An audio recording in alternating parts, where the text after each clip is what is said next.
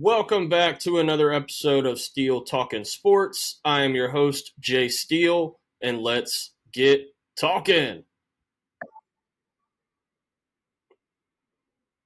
All right, so here we are. We have passed the Thanksgiving week. I know last week I said I was going to do a two-part episode. I only got around to the first half of it. Thanksgiving week got the best of me. A lot of driving, a lot of visiting people. Was not able to sit down at the computer and finish the second half of that video. So it is what it is. We'll hop back into it this week and run this one straight through. As for last week, said on the video, it was on all the favorites for the Thursday and the Friday games. The Bears obviously covered in disgusting fashion. Don't know what they were doing with a timeout with 32 seconds on the clock. Didn't call it, ran one more play. It was disgusting. Eberflus has since been fired. Makes sense. He should have been fired 3 or 4 weeks ago before the offensive coordinator, but either way, here we are. The Lions moved to 11-1. They just keep on rolling. In game 2 on Thursday, the Cowboys did beat the Giants, 27-20. Not really much to say there. I mean, it was a decent game by Cooper Rush. Rico Dowdle went over 100 yards. I think that's the first time all season a Cowboys running back has done that, so that was pretty impressive. But if we didn't have a pick six, we probably would have lost the game. So Cowboys did get the cover, and then we talked about it. Miami going to Green Bay, 27 degrees at kickoff. Tua did throw for 365 yards, but they could not run the ball at all, which was kind of impressive. Jonnu Smith, 10 catches for 113. He had a huge day, but Packers get the W 30-17, so they covered that spread as well. And then in the Kansas City Raiders game, it is what it is. Kansas City doesn't lose. They find ways to win. They're now 6-0 at home. Aiden McConnell threw for 340 yards and 2 touchdowns. Brock Bowers had 10 catches for 140 and a touchdown. And a bad snap with, seconds left on the clock, and the Chiefs win the game 19-17.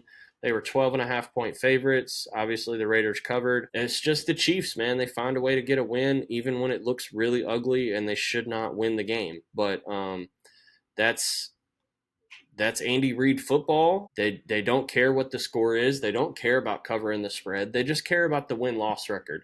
And their win-loss record is pretty darn good, 11-1. So they find a way to get it done. As far as the rest of the Sunday slate, Chargers go to Atlanta, get the win 17-13.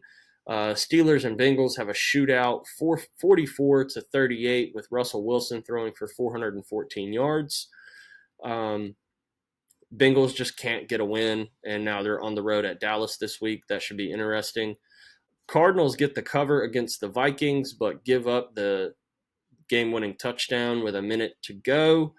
3-20 is the 23-22 is the final there in Minnesota. Colts get the win on the road at the Patriots, 25-24. Seahawks get a massive comeback against the Jets. Looks like they were down 21-16 at halftime, no score in the third, and then they rallied to score 10 points in the fourth to win 26-21. The Jets are bad, we know. Titans get blown out by Washington, 42-19. That was one of my favorite plays of the day. The Titans plus 10.5. They shit the bed. Texans get the win, 23-20, but the Jags get the cover. The biggest story of this game was Azeez Al-Shaair laying the big hit on Trevor Lawrence. I don't want to call it a dirty play, but Trevor's going down to slide. Every defender in the league knows this now, that you can't touch the quarterback when he goes to slide. He's already given himself up. As soon as his knee touches the ground, he's down. So there's no reason for you to even touch the quarterback. But, the guy's already in his tackling motion, gives a big forearm shiver right to the chest and face mask of Trevor Lawrence.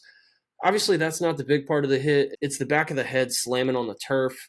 Obviously you see what happens after. The Jags offensive linemen rally for their guy. A big fight ensues. That's not what we want to see in football, but it is warranted in that scenario. It's just like a star player in the NHL getting hit really hard. His bruisers are going to come off of the bench, and they're going to go after that guy. And, the guy who laid the hit in hockey is probably not the guy going to be in the fight, but Team A is going to have their bruiser come out. Team B is going to have their bruiser come out. You fight it out.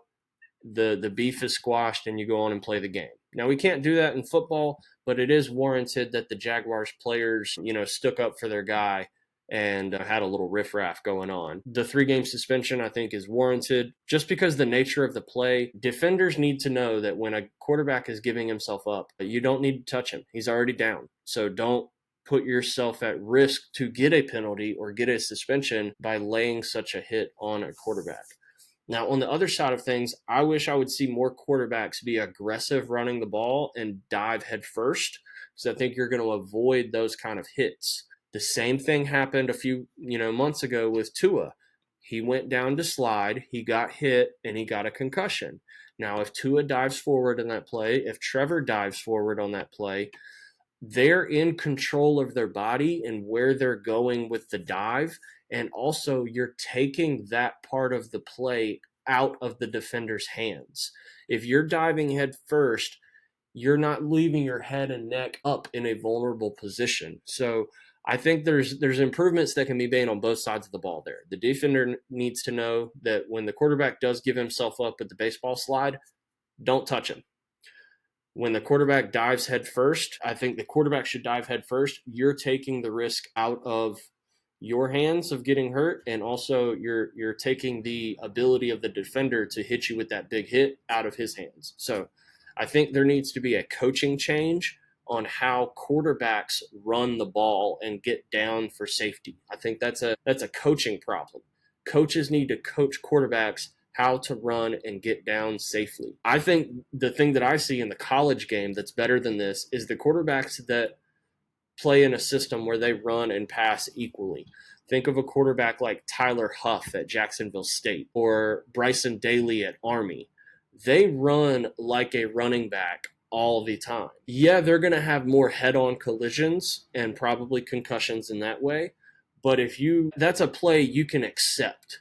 You can accept two guys, meeting at the 50-yard line for a first down and going head-to-head, and you get a concussion that way. That's understandable. We get that one. That's football. The quarterback going down for a slide and getting a concussion that way, that's not football. That's a safety play, and if he's trying to protect himself, he shouldn't be getting injured. So I would love to see more quarterbacks be aggressive in that nature. I know you want to protect yourself, but Jalen Hurts is one of the best. Like, when he's trying to get the tough yards in between the tackles, he's not looking to slide. He's not afraid. Don't be afraid, guys. It's football. Come on. All right. I talked too much about that. Let's keep it moving. Rams get the W against the Saints, 21-14. Not really an interesting game there. Kind of pass. Bucks get the W in overtime at the Panthers, 2023. Panthers are playing some strong football, even though they're not getting the wins. They're getting the covers, and they're making teams fight for the W. Eagles get the W against the Ravens, 24-19. Saquon Barkley just keeps doing Saquon Barkley type things. And the Ravens' offense in the second half was pretty awful. Niners could not handle the snow at Buffalo. James Cook could.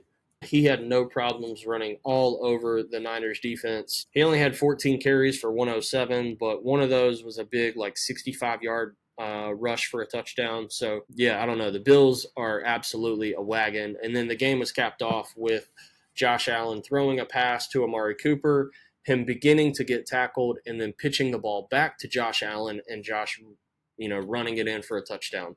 Super unique. Probably the only quarterback in the league that would complete that play, so that was pretty outstanding. And then on Monday night, we had an absolute shootout, 41 for the Broncos, 32 for the Browns. Jameis threw for 497 yards, 4 touchdowns. Jerry Jeudy had 9 catches for 235 and a touchdown, and the Browns lose. All because of 2 pick sixes for 170 yards and interception yards by the Broncos. What a game. I mean, Jameis is electric to watch. That's all I got to say. He's fun. Even when they lose, he's fun to watch. Let's move on to the Sunday slate. There's my sticky notes so I can write down my picks. First up, we got Thursday, December 5th, 8:15 on Amazon Prime. The Packers, 9-3, go on the road to the Lions, 11-1. Detroit is laying 3 points here, and the total is 51.5. Man, this is going to be a good matchup. Detroit, obviously, the one loss coming against Tampa, like way back in week 2 or 3. The Packers have won 3 in a row, including 2 drummings of the Niners and the Dolphins. Before that, they got the field goal block on the Bears, and the week before that, they did lose to the Lions 24-14 in Lambeau.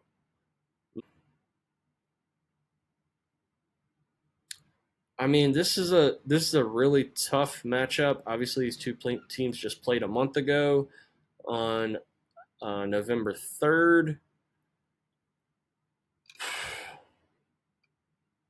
I don't know. At 3 or 3.5, I would probably take Green Bay just because Detroit has started to kind of regress back to the mean. I mean, they should have stomped the Bears. They didn't. They should have stomped Houston a few weeks ago. They didn't. But, other than that, like, they beat the Packers by 10. They beat Jacksonville by 46. They beat the Colts by 18. At only a field goal, I would have to take the Lions. If it dips to 2.5, definitely take the Lions at 2.5. If the number goes the other way during the week, I would probably be on the Packers, but I don't have any good reasoning for being behind the Packers. I don't think they're the better team. I don't really think Jordan Love can throw the ball efficiently enough to compete with the Lions.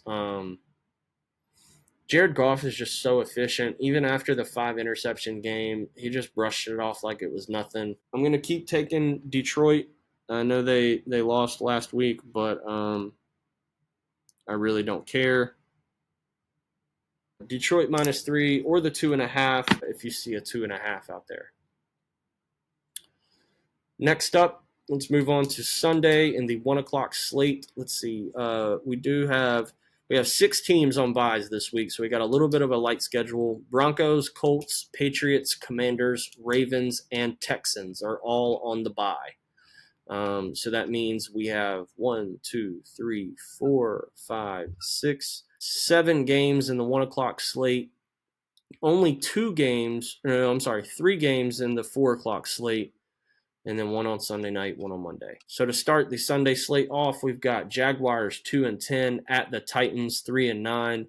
Good Lord, this is ugly. Jags are 0-6 on the road. Titans are only 1-4 at home. Obviously, the story in this one is going to be, does Trevor Lawrence play or not? Not really sure. That was a pretty hard smack on the ground with that hit that we just talked about. But Mac Jones did put up some numbers in that game last week when he came in. Trevor was only 4 for 7 or something like that. He hadn't thrown that many passes. 4 of 10 for 41 yards and a pick. So I'd say Trevor had played most of the first quarter, maybe a little bit longer. And then Mac Jones went 20 for 32, 235, and 2 touchdowns. That's probably one of his best performances in a while. Parker Washington, 6 catches, 103 yards, 1 touchdown. Brian Thomas Jr., 4 catches, 76 for a touchdown. So the Jags made a game of this when they were, 3.5-point dogs, so they covered the spread.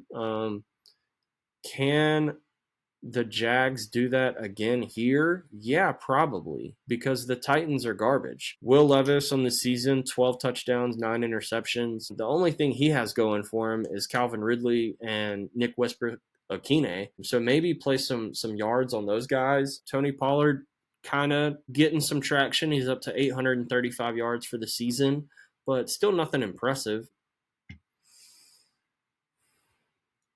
Yeah, I don't know what to do in this game. It's just 2 really bad teams. I would take the Jags plus 3.5, but I don't feel really good about it. It's not something I really like, but it's kind of hard to trust the Titans at this moment. Moving on, 3-9 Jets go on the road to Miami, 5-7. Jets are 1-5 on the road. Dolphins are 3-3.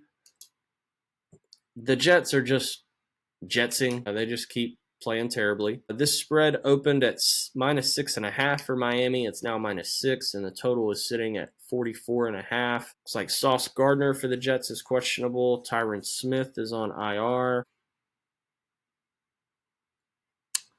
And then for Miami, guys that have been on IR for a while, so nothing new there. Dolphins are coming off the loss at Green Bay. Before that, they'd won 3 in a row.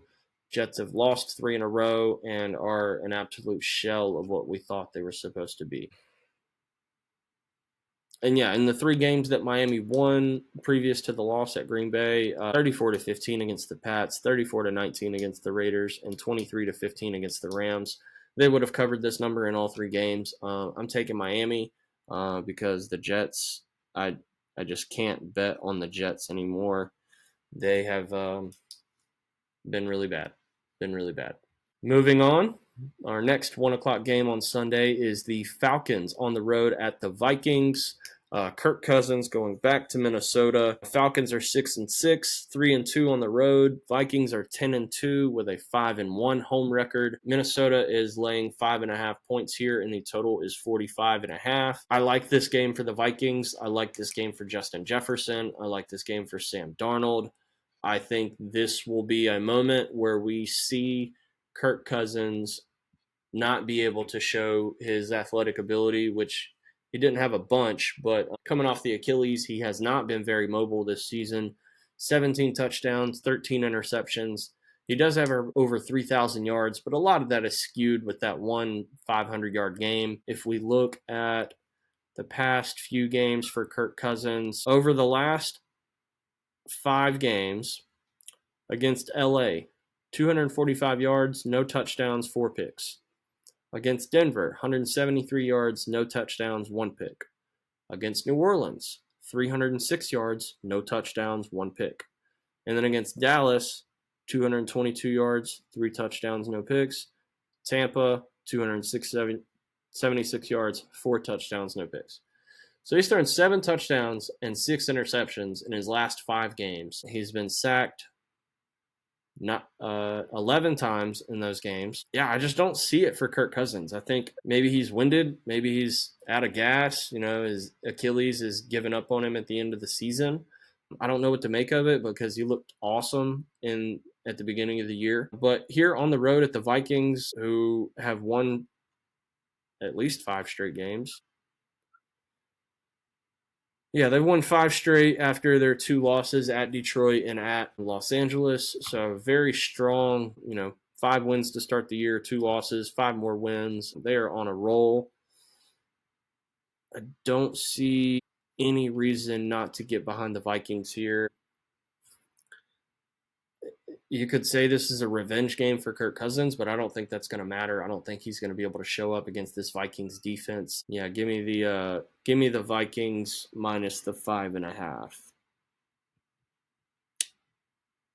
I also like the over in that game. They can score some points, and Atlanta can get some points in garbage time if they're way behind. So I do like the over 45.5. Next up, we have the Saints going on the road to the New York Giants in MetLife Stadium.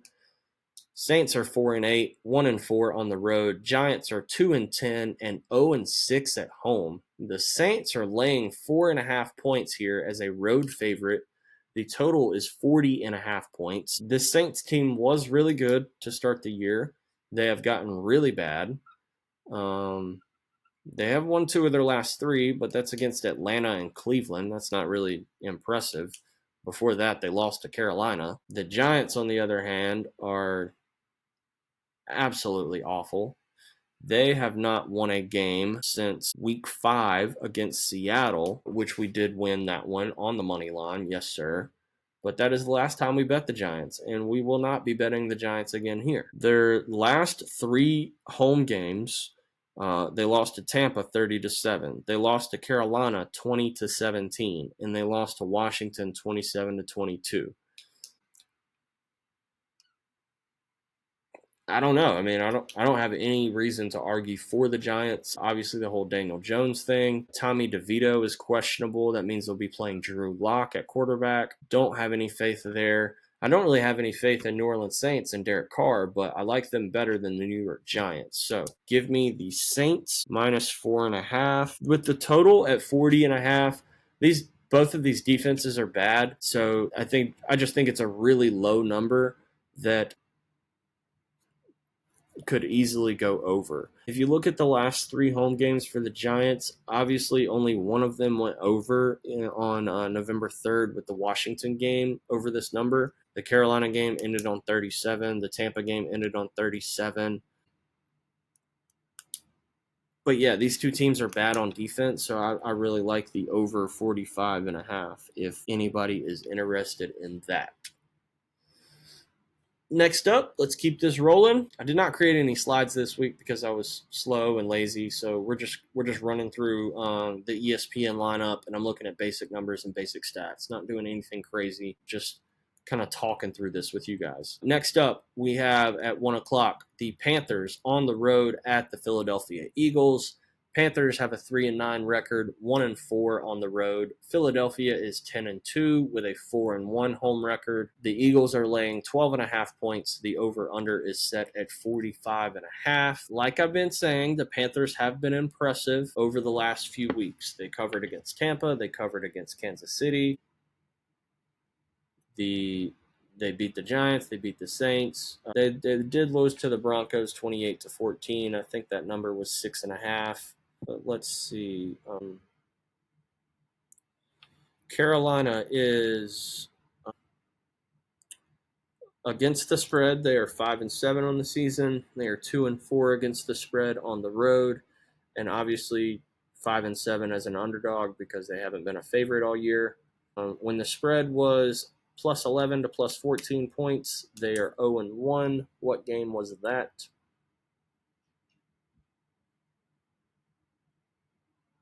The Denver game. They were actually 12.5-point dogs against Denver, and they lost by 14. 10.5-point dogs to Washington. They lost 40-7. And then the last 10-plus point spread, they were 10.5-point spread against Kansas City, and they covered that. They have covered 4 in a row. A plus 6.5, a plus 10.5, a plus 6.5, and a plus 7.5. And they were right on the number against Denver at plus 12.5. So, man, like that's pretty interesting. If we look at the Eagles, on the other hand, the Eagles have won 7 straight games. They have covered 4 straight as well. 3 of those, they were favorites. 1 was an underdog against Baltimore.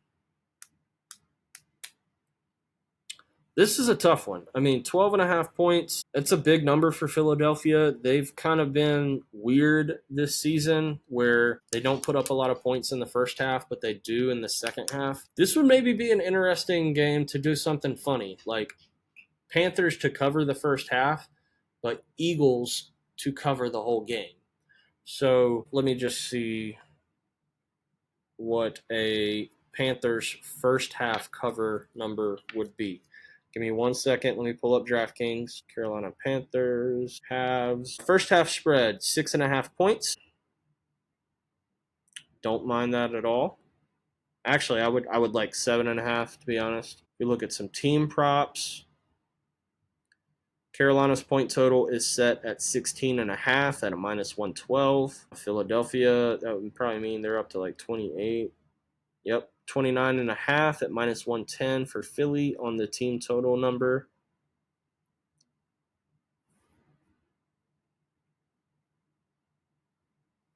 Here's an interesting bet. Philadelphia Eagles to win from behind at yes, plus 150.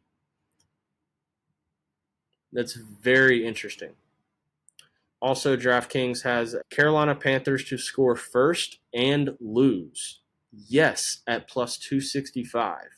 So if you think like the Panthers could get the first field goal or the first touchdown in the first quarter and then eventually lose the game, that's a very good plus odds bet. If you're crazy enough to think that the Eagles could score first and the Panthers to win the game, that is a yes at plus 850, 8.5 to 1. Very interesting.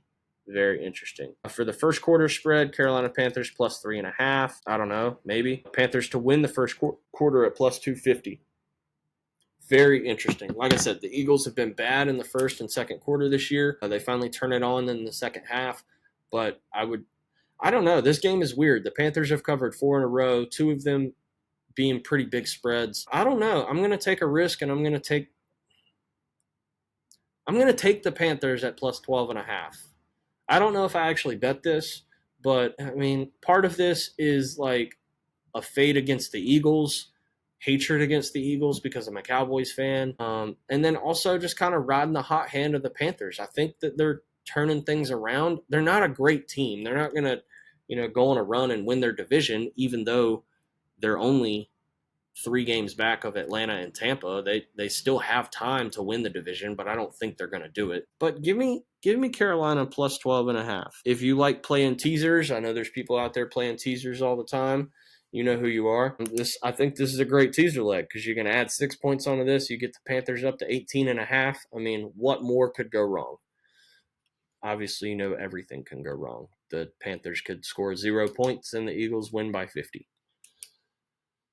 Moving on, 2 more games in the 1 o'clock slate. We've got Browns at the Steelers. We just saw this game a few weeks ago in the snow. Jameis made a miraculous comeback, running the ball into the end zone, just having the blast. If you watched that 13-minute clip by ESPN or SportsCenter when they had Jameis mic'd up for the game, that was electric. I watched every clip of that, all like 10 or 12 slides on their Instagram. Certainly worth the watch if you have not watched that from 2 weeks ago. However, for this game, we've got 9-3 Pittsburgh, 4-1 at home, hosting the Browns, who are 3-9, 1-5 on the road. Pittsburgh is laying 6.5 points here, and the over-under is set at 44.5. Obviously, Pittsburgh at home, you want to play the under. I love Jameis Winston. I love what he's doing. But on the road at Pittsburgh, even though this is a 1 o'clock game, it may be a little bit easier to play there. Looks like game time weather is predicted for 47 degrees and sunny. That's really nice for Pittsburgh in December. So, I don't know. I just think this is another Russell Wilson game. I think Russ is starting to cook a lot the last few games. He looked impressive against the Bengals. I'm going to take the Steelers minus 6.5 in this one, and then just keep it moving. Last 1 o'clock game that we've got is the Raiders on the road at the Buccaneers. Oh my God. Raiders are 2-10, 1-6 on the road. Tampa is 6-6 with a 2-4 home record. That's pretty crazy.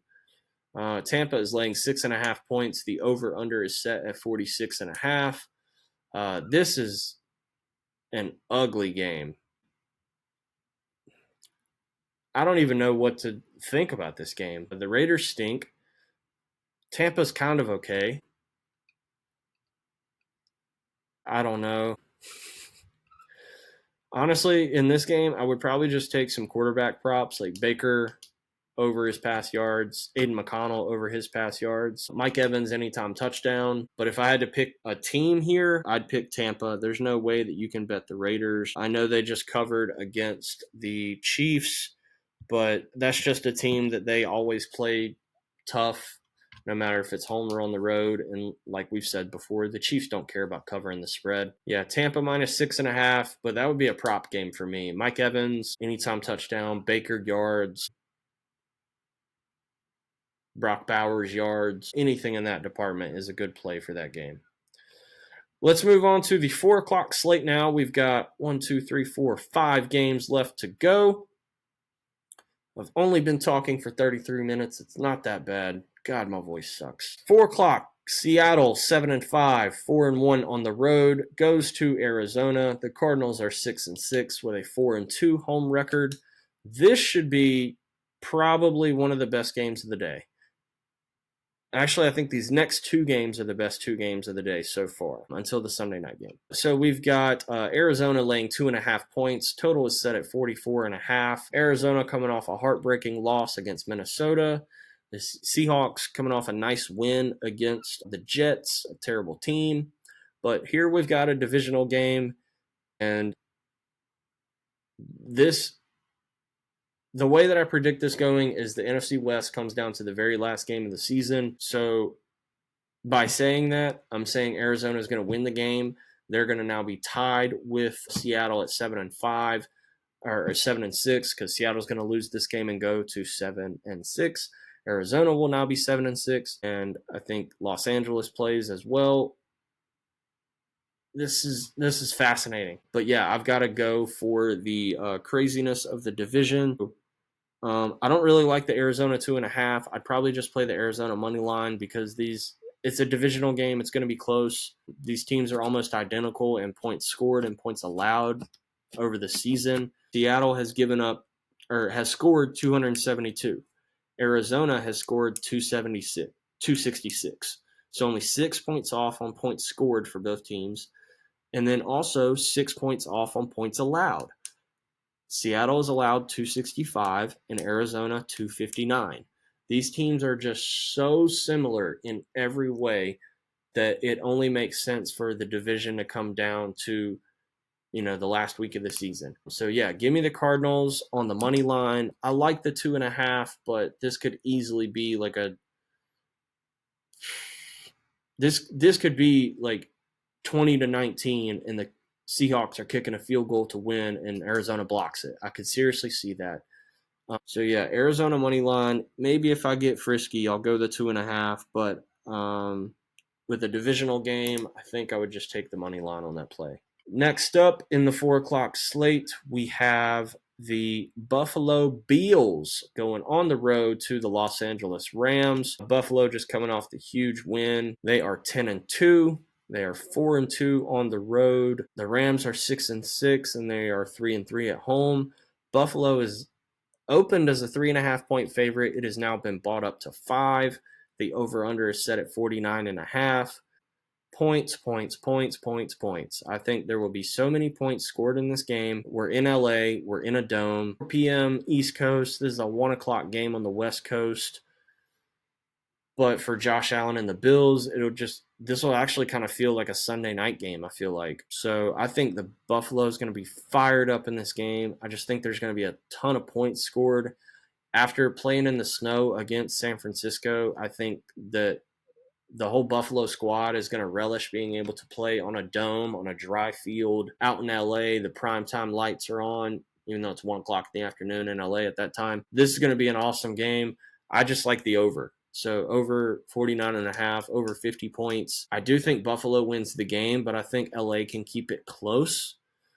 I don't know about 5.5. I'd probably like to see 6.5 on the Rams if I was going to bet the Rams. So I'm not quite there with that number. But the Rams can score points too. And in Buffalo, if we look at their last 5 game logs, they've given up 10, 21, 20, 27, and 10 points. I easily think this can go over 45. So yeah, or over 49, I'm sorry. Give me the over, and then also at this number, I'd have to take Buffalo -5. However, if it gets bought up to 6 or 6.5 by Sunday, I would be on the Rams. So it depends on the number. If it's up to 6.5 or 7, I like the Rams. If it's under 5.5, I like 6. I like Buffalo, but I also like the over 49.5. All right, let's go one more 4 o'clock game. We have the Chicago Bears 4-8, 0-5 on the road, going to the San Francisco 49ers, who are 5-7, 3-3 at home. Do we see a interim head coach bump like we've seen for a lot of teams this year? The Bears fired Eberflus after that terrible, non-timeout call, let all the time run off the clock, and then Caleb throws a bomb to the end zone that's way incomplete. I don't know. I just think that Kyle Shanahan will figure it out. Now he knows that his top 2 running backs are down, so it's going to be the Isaac Garendo show and whoever they just picked up off the waiver wire. But you can't bet the Bears here. It's San Francisco or pass. They are just an awful organization. I mean, it's painful to watch the Cowboys, but it's really painful to watch the Bears. So I have no interest in this game. This will be one that you bet the Niners -4.5, and then you just walk away from the TV, or you just watch the Bills-Rams game on Fox because it's not worth watching the Niners. Actually, that is weird. They've got an LA game at 4:25, and they got a San Francisco game at 4:25. I know those two cities aren't, right on top of each other, but man, that's going to be a loaded day for Southern California. And then moving on to the 8 o'clock slate, definitely the best game of the day and the week and the lineup. Chargers 8-4. They are 4-2 on the road. Head to Kansas City to play the Chiefs, who are 11-1 and 6-0 at home. Actually looks like decent weather for a Kansas City night game. 51 degrees at game time, it is saying. Kansas City is laying 3.5 points. The total is set at 42.5. It is a really low total, but I do understand with the Jim Harbaugh defense and the Andy Reid defense. What are we going to see in this game? I don't know. Fantastic divisional matchup. Let's take a peek at the Chiefs' ATS record this year because we know it's not good. Their win-loss record is very good, but they are not covering spreads. So Kansas City, point spread, 4-7-1 in all games. They are 2-4 against the spread at home. 3-6-1 as a favorite, but they are 3-0 when the spread was -5.5 to -2.5. So that is a good sign for the -3.5 right here. As a home favorite, they are 2-4 against the spread. They're 2-3-1 against the spread versus teams allowing less than 21 points per game, which would be the Chargers. And they are 2-1 against the spread after 8 or more days off. And then it looks like the previous game against the Chargers this season was a push. Yep. The line was +7 for the Chargers, or I guess -7 for the Chiefs in week 4, and they finished on the number 17-10. So they do have a push this season. Interesting. As far as the game goes, I think this is one that the Chiefs finally pull it together and get their ducks in a row. They've had some very questionable games over the last few weeks. Beat Vegas with a botched snap. Beat Carolina with a 2-minute drive to kick a field goal before overtime. They lost to Buffalo. Needed a field goal block against Denver to win that game. We're favored by 9 against Tampa, only won by 6. We're favored by 8.5 against Vegas, only won by 7. The last time they covered a spread was week 6 against San Francisco, where they were +2.5 point dogs, and they won 28-10. So actually the Chiefs started out really strong. Covered in week 1 against Baltimore, did not cover against Cincinnati, covered against Atlanta, push against the Chargers. So you could call that a win if you bought a 6.5 or you got a lower number earlier in the week or at game time. Covered against New Orleans -5.5. Covered against San Francisco +2.5. But since then, they have not covered a spread in a game. -8.5, loss. -9, loss. -7.5, loss. +2.5, loss. -10.5, loss. -13.5, loss. So 6 straight games they've not covered a spread. However, they are 5-1 in those games. I think this is the game that they get it together. Andy Reid calls a masterful play calling game and just absolutely runs Jim Harbaugh out of Arrowhead. So what was that number? -3.5. Yes, sir. Thank you very much. Also 42.5. This game is going way over those points. Justin Herbert can certainly sling the rock. And I know Harbaugh has a strong defense, but he's beginning to be a coach that wants to run it up. So he's going to score points when he can. The Chiefs are going to get it together this week. Chiefs -3.5, over 42.5. That is my pick on that game. Last game, it may be the ugliest one, but here we are. They didn't flex it out on Monday night, but here we go. Bengals 4-8. 3-3 on the road, head to Dallas, who is 5-7 and 1-5 at home. God, that's disgusting. Cincinnati is a 5-point favorite on the road, and the total is 49.5 points. Obviously, we know that Joe Burrow can throw the fucking ball. He has 37 yards, 30 touchdowns, and 5 interceptions. Yet they only have 4 wins. This is insane. These are ridiculous numbers for a team that is so far out of the playoff question. I mean, we're closer to the playoffs with 5 wins, but we're awful. I mean, in the last 3 weeks, Cincinnati has put up 38, 27, and 34 points. They've put up 99 points in 3 games, and yet they've lost all 3. That is fucking nuts. I don't think we've ever seen anything like this where a team can be so awesome on offense, but they just can't win a game. I don't know what to make of this game. The Cowboys are obviously the Cowboys. We've won 2 in a row, but Washington was a fluke. New York was New York. They're awful. But other than that, we haven't looked impressive all season. But if we're a 5-point dog here at home with a team that can't play defense, and I know that we're not great on offense, but if they can't play defense, I think we can move the ball and at least cover 5 points. So yeah, I'll probably buy this up to 7.5 or 8 at game time. But if I had to make a pick on this number, I'm just taking Dallas minus +5. I've said it the last 2 weeks that I didn't want to bet the Cowboys because they were 3-7. There's no point in betting a team that's 3-7, and they won 2 in a row. So I'm going to go back to my Cowboy homer method. I'm just going to bet the Cowboys +5.5. We're going to call it a day, and we're going to get out of here and go eat some lunch. So that's all that I got. That's the episode. Shout out to, let me make sure that this can be seen. Shout out to the boys at SGPN, the Sports Gambling Podcast Network. I've said it before. I love those guys. That's where I got the inspiration to start doing this. Sean Green, Ryan Kramer, Colby Dant. Thanks to you guys for doing what you do. You've inspired me to do this. Also, your apparel is awesome. I love this t-shirt. First half unders. Super cool, super comfortable shirt. Great fabric. Fits great. I love this green color. So go on over to the SGPN store and get you some merch. They've got some awesome stuff. You're welcome, guys, for the free shout out. But yeah, that's my episode for, what is this, week 14? Man, we are rolling right along in this NFL season. It is coming and going very fast.